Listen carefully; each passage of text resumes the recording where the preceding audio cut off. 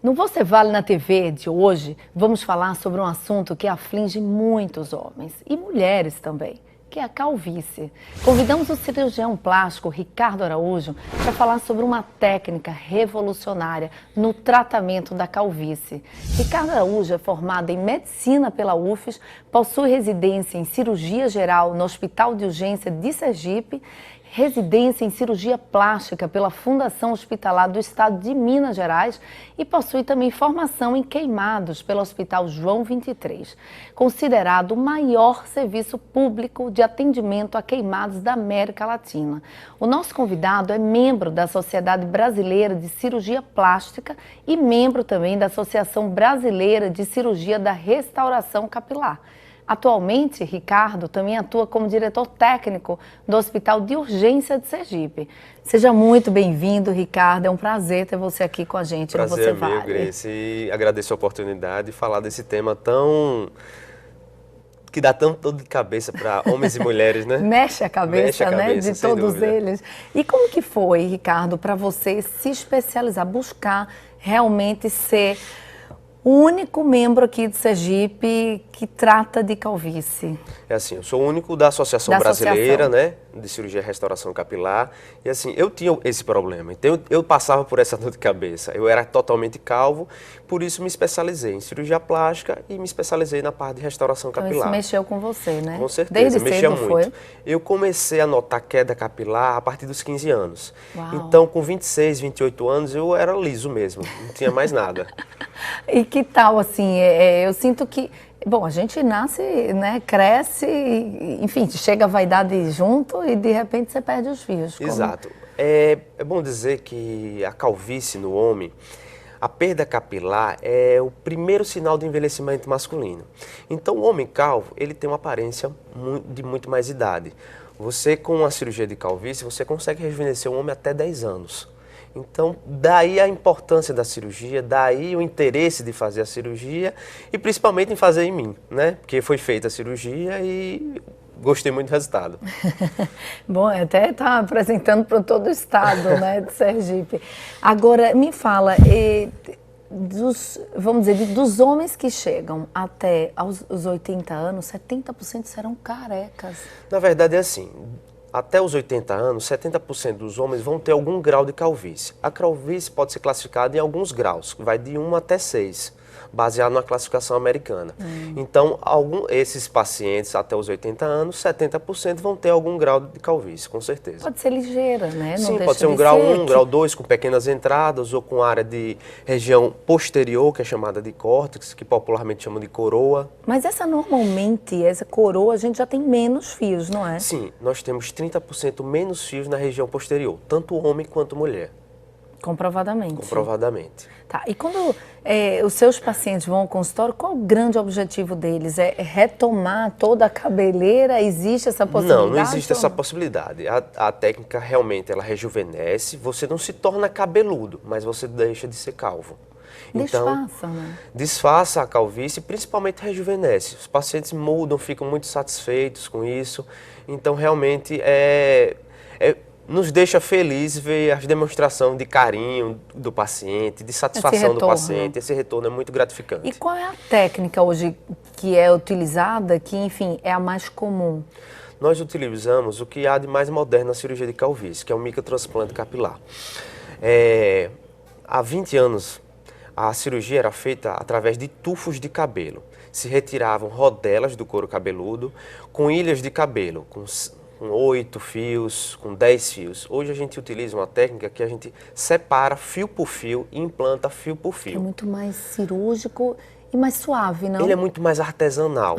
É uma cirurgia que eu considero artesanal, porque você imagine que vai se passar 6, 7 horas de cirurgia, você com microscópio, com lupa de aumento de 6 vezes, colocando fio por fio, milimetricamente, deixando o mais perto possível. Quanto tempo leva em média? A cirurgia em média leva de 6 a 7 horas. Uma cirurgia bem feita não costuma demorar menos que isso. Uau, é um tempo e tanto, né? Muito. Então, realmente é preciso ter disposição. Disposição, tranquilidade e muita paciência. Mas o retorno compensa. Com certeza. Não é um resultado. Agora, e nas mulheres? As mulheres têm sofrido um bocadinho, Sim, né? Não só por doenças, enfim, doenças agressivas, claro, mas também por estresse. Sim, é bom esclarecer que a calvície é uma queda capilar de origem hormonal. Existem vários tipos de queda capilar, que também é chamado de alopécia.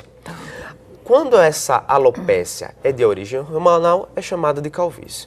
Mulher faz procedimentos que embelezam o cabelo, de hidratação, de tintura. Então, isso leva a uma queda capilar. Existe uma queda capilar muito comum que é pós-parto. Essa queda capilar, esse fio ele volta a nascer, diferente de uma queda capilar que é de origem hormonal. Na origem hormonal, o fio ele miniaturiza, ele vai se tornando cada vez menor, mais fino, até ter uma textura de fio de criança, que é chamado lanugo. O bebê, quando nasce, ele tem um fiozinho que é chamado lanugo. Esse fio, quando chega a esse estágio, ele cai e nunca mais volta a nascer. Então é diferente. Causa genética. Essa é a causa. Agora, por que tem menos mulheres calvas do que homens? Porque para a mulher ser calva, ela precisa herdar o gene do pai e da mãe. O recessivo e na verdade, ela é ligada ao sexo, mas é dominante no homem.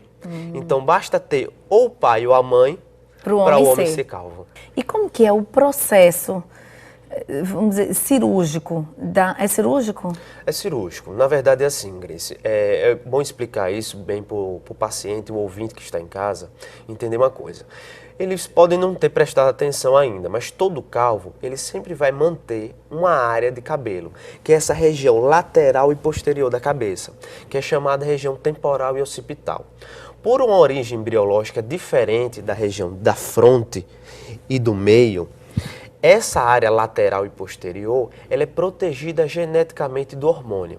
O hormônio, ao chegar no receptor, ele faz com que ocorra a miniaturização do cabelo, mas na região lateral e posterior não existe esse receptor, então o hormônio não tem efeito. Nisso que se baseia a cirurgia. Então é retirado fio por fio, é retirado uma faixa de couro cabeludo que vai de uma orelha a outra, separado essa faixa fio por fio e implantado fio por fio. Mas é fácil identificar a região que tem o hormônio e que não tem? Sim, toda essa região lateral e posterior, ela é protegida, tá. Ela é protegida geneticamente. Então você vai ver todos os calvos perderem os cabelos da região frontal e parietal. É verdade. Mas a lateral e posterior eles mantêm. Então é nisso que se baseia o princípio da cirurgia, na retirada desses fios, por eles serem geneticamente protegidos e na colocação, na disposição onde foi perdido, dando um ar de mais jovialidade ao paciente. E ficar bem claro que esse paciente, ao fazer a cirurgia de calvície, ele não vai perder mais esses fios, porque esses fios não vão sofrer mais ação hormonal. Então é a cirurgia definitiva, porque o hormônio ele não consegue mais ter ação de miniaturização e, consequentemente, de queda capilar. Então está livre. O paciente está livre da calvície. Ah, que bom. Hoje estamos conversando sobre transplante capilar com o cirurgião plástico Ricardo Araújo. No próximo bloco, falaremos mais sobre o assunto. Fica aí, voltamos em instantes.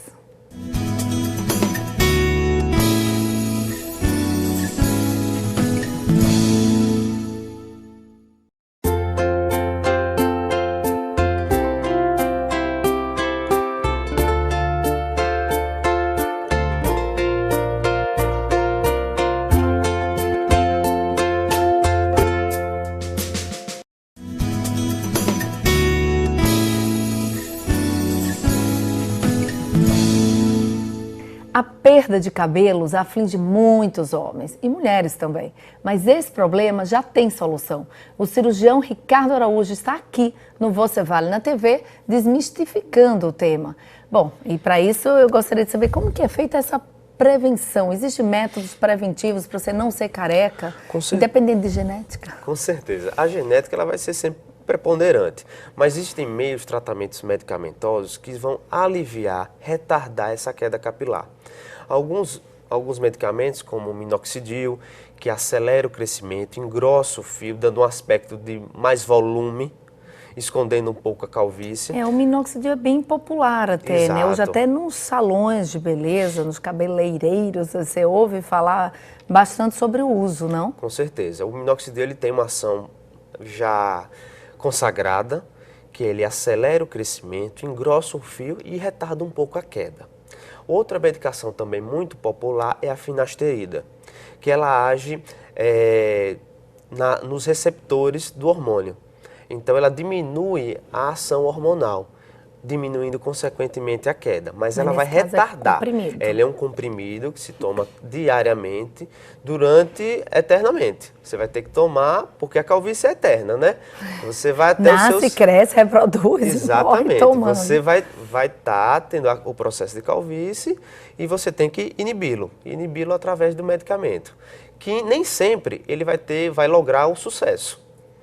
Ele vai retardar. No meu caso, ele segurou um pouco, mas não teve o sucesso que a gente queria.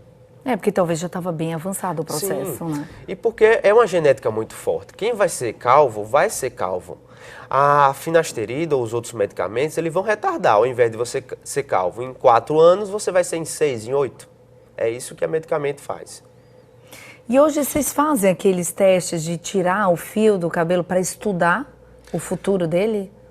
Hoje isso é pouco feito hoje no... É mais para questão de vitamina, não? Para questão de vitamina, para questões de biópsias, entendeu? Mas em relação à calvície, é muito mais a genética. Então a gente vê o tipo de fio, vê principalmente na hora de estudar o couro cabeludo do paciente, são 3 coisas de extrema importância para um paciente que vai ser operado de calvície, que é a densidade, é a quantidade de cabelos que nós temos por centímetro quadrado, a elasticidade, porque eu posso tirar uma faixa de couro cabeludo mais elástica, que vai variar de 1 até 2 centímetros de largura, e também o tipo de cabelo. Lembrar que um cabelo mais fino, ele vai ocupar um espaço diferente de um cabelo mais grosso. Então, 10 cabelos grossos ocupam um espaço muito maior que 10 finos. Então, um paciente que tem um cabelo grosso, tem uma densidade, que a gente chama D1, acima de 100 cabelos por centímetro quadrado e tem uma elasticidade de 2 centímetros, então esse com certeza é um paciente que terá um grande resultado. Um sucesso maior. Com certeza. E vamos falar do caso dos imberbes, né? E daqueles que não têm barba e das mulheres que querem suas sobrancelhas de volta, porque... Enfim, eu vejo na época, enfim, nos anos 50, 60, 70, era muito moda sobrancelhas finíssimas, né? E isso impactou até os dias de hoje. Então a gente vê sobrancelhas finas, mas pessoas querendo voltar ao que eram. Exatamente. Como que seria, cita casos e como que seria realmente... Então, a cirurgia do transplante capilar, tanto da sobrancelha quanto da barba, tem crescido muito. Então, hoje em dia, ela é uma realidade. Saiu-se muito do couro cabeludo, né? Saiu-se agora do couro cabeludo e passou-se para sobrancelha e barba. A barba é o seguinte, do mesmo jeito que o paciente tem aquela barba, que hoje a moda é barba cheia. Então, as pessoas às vezes querem, eu não uso barba, mas quem gosta, quer aquela barba cheia, sem falhas, então a cirurgia de calvície entraria nisso, para cobrir essas falhas. Já nas mulheres que perderam sobrancelhas, ou por retiradas, ou pelo tempo, pela idade, elas podem voltar a ter a sobrancelha através do transplante capilar. É o mesmo processo para a calvície do couro cabeludo, mesmo processo. Qual é o que a gente poderia dizer que não é legal da sobrancelha? É que o transplante capilar vai fazer com que essa sobrancelha cresça, e cresça muito. Então o paciente vai, às vezes, reclamar, doutor, eu tenho que estar cortando a sobrancelha constantemente, semanalmente, mensalmente, porque realmente dá trabalho. A sobrancelha ela vai crescer igual ao seu cabelo, meio centímetro por mês. Então esse seria o problema, mas para quem passou o tempo... que vem quem está disposto a ter exato, algo tá mais querendo, belo, né? Exatamente, está querendo ter pelo em região de sobrancelha, é importante, vai ter essa dificuldade, né? Agora existe um mito que eu queria muito saber, se é de fato um mito, o finasterida, né, nas rodas, são comentados entre os homens e até as mulheres de que deixa um homem impotente, é verdade? Não, não é verdade, Grace, isso é um mito, entendeu? Que muitos homens, ao tomar finasterida e ter essa cultura de que vai ficar impotente, eles realmente se tornam impotentes. Não pela finasterida, pela questão psicológica. Né? Se eu der um comprimido de açúcar e disser que o paciente vai ficar impotente pelo aquele medicamento, 30% a 40% dos pacientes ficarão. Isso é um assunto que mexe com a virilidade. É um efeito placebo. O que existe de realidade na finasterida? Ela diminui a quantidade de líquido espermático. Ela age na próstata. Ela foi um medicamento criado para tratamento de câncer de próstata, então ela reduz a quantidade de líquido espermático. Apenas não interfere no desejo sexual e nem interfere na performance e na quantidade, na produção de espermatozoide. Então realmente é um mito que é difícil conseguir tirar isso, é cultural já no brasileiro dizer que a finasterida dá impotência. Que bom, então. Tem boa notícia aí para quem está nos acompanhando. Agora, do ponto de vista econômico, quando a gente fala em investimento para um tratamento, uma cirurgia, para recuperar os fios do paciente, estamos pensando em tamanho P, M ou G desse investimento? Engraçado você perguntar isso, Grace. O valor da cirurgia, ela vem diminuindo com os anos. A cirurgia vem se tornando mais moderna, mais feita e com isso o custo vem diminuindo. Ela hoje equivale a uma cirurgia plástica normal, uma lipoabdominoplastia, que é um valor compatível com a cirurgia capilar. Até pelo trabalho que dá, né? Exatamente, até porque tem que ficar muito claro que a cirurgia de calvície é uma cirurgia que mexe com muitas pessoas, são muitas pessoas envolvidas no procedimento. Não é apenas o cirurgião plástico, existe uma equipe com anestesista, cirurgiões, 6 instrumentadoras, eu tenho 6 instrumentadoras na cirurgia. Dentro de uma cirurgia, na mesma hora? Exatamente, porque ao a gente retirando a faixa, a gente leva para microscópios que retiram esses fios, fio por fio. Não se pode perder tempo, senão o fio morre. Por isso a necessidade... Tem uma vida útil o fio. Então, quanto mais tempo se leva na cirurgia com esse cabelo fora do couro cabeludo, maior a chance de perda. Então, por isso que a equipe é grande, por isso que é montada toda uma estrutura para que não se perca tempo. Eu começo a operar às 6 horas da manhã e vou terminar entre meio-dia e 1 hora. É puxado. Muito. E minucioso, tem que ter uma vista também preciosa, uma concentração. Concentração. Com lupa, não pode ser uma cirurgia a olho nu. Essa cirurgia é inconcebível se operar essa cirurgia a olho nu, porque ela exige uma visão apurada, uma visão e muito aproximada, né? Você fica concentrado só naquilo. Eu mal olho para o lado, porque com a lupa você acaba ficando até desnorteado, um pouco tonto. Se você estiver mudando de posição do olhar, você tem que ficar focado às 6, 7 horas. Fora o foco de luz na cirurgia. Com certeza. Agora, para a gente encerrar o programa, queria saber por que você, Ricardo Araújo, vale? Essa pergunta é difícil. É sempre a mais. É sempre a mais difícil. Então, Grace, a gente faz uma cirurgia muito sofisticada, com muita seriedade, que exige uma equipe muito grande e que traz um retorno de satisfação para o paciente muito grande. Então, eu acho que isso é o que vale. Perfeito. Acredito muito. Bom, agradeço imensamente, Ricardo, você ter vindo, aceito o nosso convite. E a casa está de portas abertas e a nossa produção também. Foi um prazer, o prazer foi todo meu e você é uma pessoa maravilhosa. Obrigada, adorei esse bate-papo nosso. É verdade, obrigada então. Bom, o programa vai ficar por aqui. Hoje conversamos sobre restauração capilar com o cirurgião plástico Ricardo Araújo. Se você se interessa pelo tema e não acompanhou a entrevista do início, você pode vê-la integralmente pelo portal a8se.com ou pelo aplicativo Atalaia Mais. Lá você encontra todos os convidados que passaram por aqui. O Você Vale na TV fica por aqui. Voltamos na próxima semana. Eu espero vocês. Até lá!